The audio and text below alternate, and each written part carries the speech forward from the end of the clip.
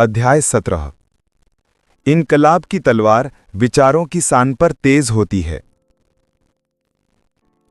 Assembly बम कांड पर यह अपील भगत सिंह द्वारा जनवरी 1930 में हाईकोर्ट में की गई थी। इसी अपील में ही उनका यह प्रसिद्ध वक्तव्य था, पिस्तौल और बम इनकलाब नहीं लाते, बल्कि इनकलाब की तलवार विचारों की सान पर तेज होती है। और यही चीज थी जिसे हम प्रकट करना चाहते थे। माय लॉर्ड, हम ना वकील हैं, ना अंग्रेजी विशेषज्ञ, और ना हमारे पास डिग्रियां हैं, इसलिए हमसे शानदार भाषणों की आशा ना की जाए। हमारी प्रार्थना है कि हमारे बयान की भाषा संबंधी त्रुटियों पर ध्यान ना देते हुए उसके वास्तविक अर्थ को समझने का प्रयत्न किया जाए। दूसरे तमाम मुद्दों को अपने वकीलों पर छोड़ते हुए मैं स्वयं एक मुद्दे पर अपने विचार प्रकट करूंगा। यह मुद्दा इस मुकदमे में बहुत महत्वपूर्ण है। मुद्दा यह है कि हमारी नीयत क्या थी और हम किस हद तक अपराधी हैं। विचारणीय यह है कि असेंबली में हमने जो 2 बम फेंके, उनसे किसी व्यक्ति को शारीरिक या आर्थिक हानि नहीं हुई। इस दृष्टिकोण से हमें जो सजा दी गई है वह कठोरतम ही नहीं, बदला लेने की भावना से दी गई है। यदि दूसरे दृष्टिकोण से देखा जाए तो जब तक अभियुक्त की मनोभावना का पता ना लगाया जाए, उसके असली उद्देश्य का पता ही नहीं चल सकता। उद्देश्य को पूरी तरह भुला दिया जाए तो किसी के साथ न्याय नहीं हो सकता, क्योंकि उद्देश्य को नजरों में ना रखने पर संसार के बड़े बड़े सेनापति भी साधारण हत्यारे नजर आएंगे। सरकारी कर वसूल करने वाले अधिकारी चोर जालसाज दिखाई देंगे और न्यायाधीशों पर भी कत्ल करने का अभियोग लगेगा। इस तरह सामाजिक व्यवस्था और सभ्यता खून खराबा, चोरी और जालसाजी बनकर रह जाएगी। यदि उद्देश्य की उपेक्षा की जाए तो किसी हुकूमत को क्या अधिकार है कि समाज के व्यक्तियों से न्याय करने को कहे। यदि उद्देश्य की उपेक्षा की जाए तो हर धर्म प्रचारक झूठ का प्रचारक दिखाई देगा और हर एक पैगंबर पर अभियोग लगेगा कि उसने करोड़ों भोले और अनजान लोगों को गुमराह किया।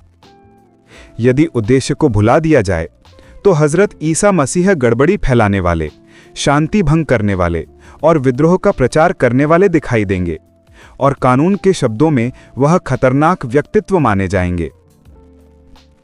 अगर ऐसा हो तो मानना पड़ेगा कि इंसानियत की कुर्बानियां, शहीदों के प्रयत्न सब बेकार रहे और आज भी हम उसी स्थान पर खड़े हैं जहां आज से 20 शताब्दियों पहले थे। कानून की दृष्टि से उद्देश्य का प्रश्न खासा महत्व रखता है। माय लॉर्ड, इस दशा में मुझे ये कहने की आज्ञा दी जाए कि जो हुकूमत इन कमीनी हरकतों में आश्रय खोजती है, जो हुकूमत व्यक्ति की कुदरती अधिकार छीनती है, उसे जीवित रहने का कोई अधिकार नहीं। अगर ये कायम है तो आर्जी तौर पर, और हजारों बेगुनाहों का खून इसकी गर्दन पर है। यदि कानून उद्देश्य नहीं देखता तो न्याय नहीं हो सकता, ना ही स्थायी शांति स्थापित हो सकती है।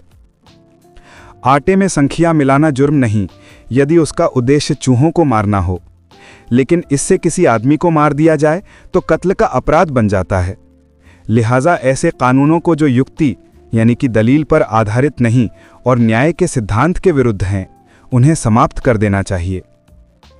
ऐसे ही न्याय विरोधी कानूनों के कारण बड़े बड़े श्रेष्ठ बौद्धिक लोगों ने बगावत के कार्य किए हैं। हमारे मुकदमे के तथ्य बिल्कुल सादा हैं। 8 अप्रैल 1929 को हमने सेंट्रल असेंबली में 2 बम फेंके। उनके धमाके से चंद लोगों को मामूली खरोंचें आईं। चेंबर में हंगामा हुआ, सैकड़ों दर्शक और सदस्य बाहर निकल गए। कुछ देर बाद शांति छा गई। मैं और साथी बीके दत्त खामोशी के साथ दर्शक गैलरी में बैठे रहे और हमने स्वयं अपने को प्रस्तुत किया कि हमें गिरफ्तार कर लिया जाए। हमें गिरफ्तार कर लिया गया, अभियोग लगाए गए और हत्या करने के प्रयत्न के अपराध में हमें सजा दी गई। लेकिन बमों से 4-5 आदमियों को मामूली चोटें आईं और एक बेंच को मामूली नुकसान पहुंचा। जिन्होंने यह अपराध किया उन्होंने बिना किसी किस्म के हस्तक्षेप के अपने आप को गिरफ्तारी के लिए पेश कर दिया। सेशन जज ने स्वीकार किया कि यदि हम भागना चाहते तो भागने में सफल हो सकते थे। हमने अपना अपराध स्वीकार किया और अपनी स्थिति स्पष्ट करने के लिए बयान दिया। हमें सजा का भय नहीं है, लेकिन हम ये नहीं चाहते कि हमें गलत समझा जाए। हमारे बयान से कुछ पैराग्राफ काट दिए गए हैं। यह वास्तविकता की दृष्टि से हानिकारक है।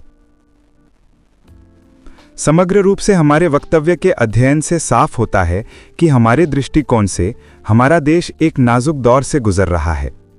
इस दशा में काफ़ी ऊंची आवाज़ में चेतावनी देने की ज़रूरत थी और हमने अपने विचार अनुसार चेतावनी दी है।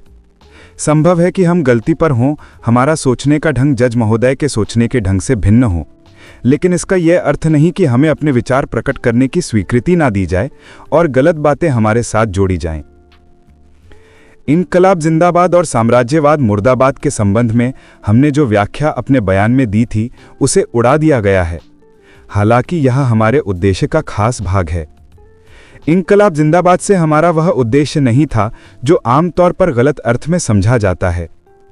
पिस्तौल और बम इनकलाब नहीं लाते, बल्कि इनकलाब की तलवार विचारों की शान पर तेज होती है, और यही चीज थी जिसे हम प्रकट करना चाहते थे। हमारे इनकलाब का अर्थ पूंजीवादी युद्धों की मुसीबतों का अंत करना है। मुख्य उद्देश्य और उसे प्राप्त करने की प्रक्रिया समझे बिना किसी के संबंध में निर्णय देना उचित नहीं। गलत बातें हमारे साथ जोड़ना साफ अन्याय है। इसकी चेतावनी देना बहुत आवश्यक था। बेचैनी रोज रोज बढ़ रही है। यदि उचित इलाज ना किया गया तो रोग खतरनाक रूप ले लेगा।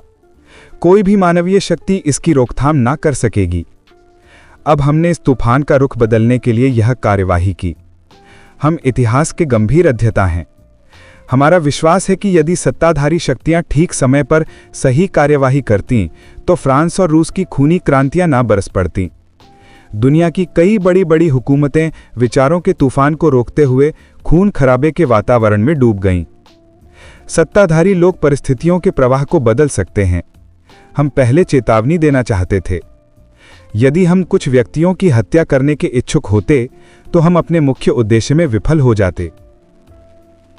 माय लॉर्ड, इस नियत और उद्देश्य को दृष्टि में रखते हुए हमने कार्यवाही की और इस कार्यवाही के परिणाम हमारे बयान का समर्थन करते हैं। एक और नुक्ता स्पष्ट करना आवश्यक है। यदि हमें बमों की ताकत के संबंध में कतई ज्ञान ना होता तो हम पंडित मोतीलाल नेहरू, श्री केलकर, श्री जयकर और श्री जिन्ना जैसे सम्माननीय राष्ट्रीय व्यक्तियों की उपस्थिति में बम क्यों फेंकते? हम नेताओं के जीवन किस तरह खतरे में डाल सकते थे?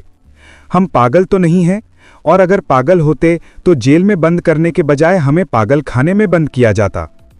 बमों के संबंध में हमें निश्चित जानकारी थी, उसी कारण हमने ऐसा साहस किया। जिन बेंचों पर लोग बैठे थे उन पर बम फेंकना कहीं आसान काम था। खाली जगह पर बमों को फेंकना निहायत मुश्किल था। अगर बम फेंकने वाले सही दिमागों के ना होते या वे परेशान होते तो बम खाली जगह के बजाय बेंचों पर गिरते। तो मैं कहूँगा कि खाली जगह के चुनाव के लिए जो हिम्मत हमने दिखाई उसके लिए हमें इनाम मिलना चाहिए। इन हालात में माय लॉर्ड, हम सोचते हैं कि हमें ठीक तरह समझा नहीं गया है। आपकी सेवा में हम सजाओं में कमी कराने नहीं आए हैं, बल्कि अपनी स्थिति स्पष्ट करने आए हैं। हम चाहते हैं कि ना तो हमसे अनुचित व्यवहार किया जाए, ना ही हमारे संबंध में अनुचित राय दी जाए। सजा का सवाल हमारे लिए गौण है। अध्याय 18 लेनिन मृत्यु वार्षिकी पर तार। 21 जनवरी 1930 को लाहौर षड्यंत्र केस के सभी अभियुक्त अदालत में लाल रुमाल बांधकर उपस्थित हुए। जैसे ही मजिस्ट्रेट ने अपना आसन ग्रहण किया, उन्होंने समाजवादी क्रांति जिंदाबाद, कम्युनिस्ट इंटरनेशनल जिंदाबाद, जनता जिंदाबाद, लेनिन का नाम अमर रहेगा और साम्राज्यवाद का नाश हो के नारे लगाए। इसके बाद भगत सिंह ने अदालत में तार का मजमून पढ़ा और मजिस्ट्रेट से इसे तीसरे इंटरनेशनल को भिजवाने का आग्रह किया। लेनिन दिवस के अवसर पर हम सभी को हार्दिक अभिनंदन भेजते हैं, जो महान लेनिन के आदर्शों को आगे बढ़ाने के लिए कुछ भी कर रहे हैं। हम रूस द्वारा किए जा रहे महान प्रयोग की सफलता की कामना करते हैं। सर्वहारा विजयी होगा, पूंजीवाद पराजित होगा, साम्राज्यवाद की मौत हो। अध्याय 19 पिताजी के नाम पत्र।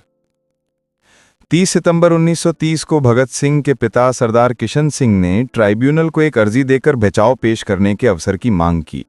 सरदार किशन सिंह स्वयं देशभक्त थे और राष्ट्रीय आंदोलन में जेल जाते रहते थे। उन्हें व कुछ अन्य देशभक्तों को लगता था कि शायद बचाव पक्ष पेश कर भगत सिंह को फांसी के फंदे से बचाया जा सकता है। लेकिन भगत सिंह और उनके साथी बिल्कुल अलग नीति पर चल रहे थे। उनके अनुसार ब्रिटिश सरकार बदला लेने की नीति पर चल रही है, वह न्याय सिर्फ ढकोसला है, किसी भी तरीके से उसे सजा देने से रोका नहीं जा सकता। उन्हें लगता था कि यदि इस मामले में कमजोरी दिखाई गई तो जन चेतना में अंकुरित हुआ क्रांति बीज स्थिर नहीं हो पाएगा। पिता द्वारा दी गई अर्जी से भगत सिंह की भावनाओं को भी चोट लगी थी, लेकिन अपनी भावनाओं को नियंत्रित कर अपने सिद्धांतों पर जोर देते हुए उन्होंने 4 अक्टूबर 1930 को यह पत्र लिखा, जो उनके पिता को देर से मिला। 7 अक्टूबर 1930 को मुकदमे का फैसला सुना दिया गया। 4 अक्टूबर 1930। पूज्य पिताजी, मुझे यह जानकर हैरानी हुई कि आपने मेरे बचाव पक्ष के लिए स्पेशल ट्राइब्यूनल को एक आवेदन भेजा है। यह खबर इतनी यातनामयी थी कि मैं इसे खामोशी से बर्दाश्त नहीं कर सका। इस खबर ने मेरे भीतर की शांति भंग कर उथल-पुथल मचा दी है। मैं यह नहीं समझ सकता कि वर्तमान स्थितियों में और इस मामले पर आप किस तरह का आवेदन दे सकते हैं। आपका पुत्र होने के नाते मैं आपकी पैतृक भावनाओं और इच्छाओं का पूरा सम्मान करता हूं, लेकिन इसके बावजूद मैं समझता हूं कि आपको मेरे साथ सलाह मशवरा किए बिना ऐसे आवेदन देने का कोई अधिकार नहीं था। आप जानते थे कि राजनीतिक क्षेत्र में मेरे विचार आपसे काफ़ी अलग हैं। मैं सदा स्वतंत्रता पूर्वक काम करता रहा हूं, आपकी सहमति या असहमति का ख्याल किए बिना। मुझे यकीन है कि आपको यह बात याद होगी कि आप आरंभ से ही मुझसे यह बात मनवा लेने की कोशिशें करते रहे हैं कि मैं अपना मुकदमा संजीदगी से लड़ूं और अपना बचाव ठीक से प्रस्तुत करूं। लेकिन आपको यह भी मालूम है कि मैं सदा इसका विरोध करता रहा हूं। मैंने कभी भी अपना बचाव करने की इच्छा प्रकट नहीं की, ना ही मैंने कभी इस पर संजीदगी से गौर किया है। आप जानते हैं कि हम एक निश्चित नीति के अनुसार मुकदमा लड़ रहे हैं। मेरा हर कदम इस नीति, मेरे सिद्धांतों और हमारे कार्यक्रम के अनुरूप होना चाहिए। आज स्थितियां बिल्कुल अलग हैं, लेकिन अगर स्थितियां इससे कुछ और भी अलग होती तो भी मैं अंतिम व्यक्ति होता जो बचाव प्रस्तुत करता। इस पूरे मुकदमे में मेरे सामने एक ही विचार था, और वह यह कि हमारे विरुद्ध जो संगीन आरोप लगाए गए हैं, बावजूद उनके हम पूर्णतया इस संबंध में अवहेलना का व्यवहार करें। मेरा नज़रिया यह रहा है कि सभी राजनीतिक कार्यकर्ताओं को ऐसी स्थितियों में उपेक्षा दिखानी चाहिए और उनको जो भी कठोरतम सज़ा दी जाए वो उन्हें हंसते हंसते बर्दाश्त करनी चाहिए। इस पूरे मुकदमे के दौरान हमारी योजना इसी सिद्धांत के अनुरूप रही है। हम ऐसा करने में सफल हुए या नहीं, यह फैसला करना मेरा काम नहीं है। हम खुदगर्जी को त्याग कर अपना काम कर रहे हैं। वायसराय ने लाहौर साजिश केस ऑर्डिनेंस जारी करते हुए इसके साथ जो वक्तव्य दिया था, उसमें उन्होंने कहा था कि इस साजिश के मुजरिम शांति व्यवस्था को समाप्त करने के प्रयास कर रहे हैं। इससे जो हालात पैदा हुए, इसने हमें यह मौका दिया कि हम जनता के समक्ष यह बात प्रस्तुत करें कि वह स्वयं देख लें कि शांति व्यवस्था एवं कानून समाप्त करने की कोशिशें हम कर रहे हैं या हमारे विरोधी। इस बात पर मतभेद हो सकते हैं, शायद आप भी उनमें से एक हों जो इस बात पर मतभेद रखते हैं, लेकिन इसका मतलब यह नहीं कि आप मुझसे सलाह किए बिना मेरी ओर से ऐसे कदम उठाएं। मेरी जिंदगी इतनी कीमती नहीं जितनी कि आप सोचते हैं। कम से कम मेरे लिए तो इस जीवन की इतनी कीमत नहीं कि इसे सिद्धांतों को कुर्बान करके बचाया जाए। मेरे अलावा मेरे और भी साथी हैं जिनके मुकदमे इतने ही संगीन हैं जितना कि मेरा मुकदमा। हमने एक संयुक्त योजना अपनाई है और उस योजना पर हम अंतिम समय तक डटे रहेंगे। हमें इस बात की कोई परवाह नहीं कि हमें व्यक्तिगत रूप में इस बात के लिए कितना मूल्य चुकाना पड़े। पिताजी, मैं बहुत दुख का अनुभव कर रहा हूं। मुझे भय है आप पर दोषारोपण करते हुए या इससे बढ़कर आपके इस काम की निंदा करते हुए मैं कहीं सभ्यता की सीमाएं ना लांघ जाऊं और मेरे शब्द ज़्यादा सख्त ना हो जाएं, लेकिन मैं स्पष्ट शब्दों में अपनी बात अवश्य कहूंगा। यदि कोई अन्य व्यक्ति मुझसे ऐसा व्यवहार करता तो मैं इसे गद्दारी से कम ना मानता, लेकिन आपके संदर्भ में मैं इतना ही कहूंगा कि यह एक कमजोरी है, निचले स्तर की कमजोरी। यह एक ऐसा समय था जब हम सबका इम्तिहान हो रहा था। मैं यह कहना चाहता हूं कि आप इस इम्तिहान में नाकाम रहे हैं। मैं जानता हूं कि आप भी उतने ही देशप्रेमी हैं जितना कि कोई और व्यक्ति हो सकता है। मैं जानता हूं कि आपने अपनी पूरी जिंदगी भारत की आज़ादी के लिए लगा दी है, लेकिन इस अहम मोड़ पर आपने ऐसी कमजोरी दिखाई, यह बात मैं समझ नहीं सकता। अंत में मैं आपसे, आपके अन्य मित्रों और मेरे मुकदमे में दिलचस्पी लेने वालों से यह कहना चाहता हूं कि मैं आपके इस कदम को नापसंद करता हूं। मैं आज भी अदालत में अपना कोई बचाव प्रस्तुत करने के पक्ष में नहीं हूं। अगर अदालत हमारे कुछ साथियों की ओर से स्पष्टीकरण आदि के लिए प्रस्तुत किए गए आवेदन को मंजूर कर भी लेती तो भी मैं कोई स्पष्टीकरण प्रस्तुत न करता। भूख हड़ताल के दिनों में ट्राइब्यूनल को जो आवेदन पत्र मैंने दिया था और उन दिनों में जो साक्षात्कार दिया था उन्हें गलत अर्थों में समझा गया है और अखबारों में यह प्रकाशित कर दिया गया कि मैं अपना स्पष्टीकरण प्रस्तुत करना चाहता हूं। हालांकि मैं हमेशा स्पष्टीकरण प्रस्तुत करने के विरोध में रहा हूं। आज भी मेरी वही मान्यता है जो उस समय थी। बोटल जेल में बंदी मेरे साथी इस बात को मेरी ओर से गद्दारी और विश्वासघात ही समझ रहे होंगे। मुझे उनके सामने अपनी स्थिति स्पष्ट करने का अवसर भी नहीं मिल सकेगा। मैं चाहूंगा कि इस संबंध में जो उलझनें पैदा हो गई हैं उनके विषय में जनता को असलियत का पता चल जाए। इसलिए मैं आपसे प्रार्थना करता हूं कि आप जल्द से जल्द यह चिट्ठी प्रकाशित कर दें। आपका आज्ञाकारी भगत सिंह।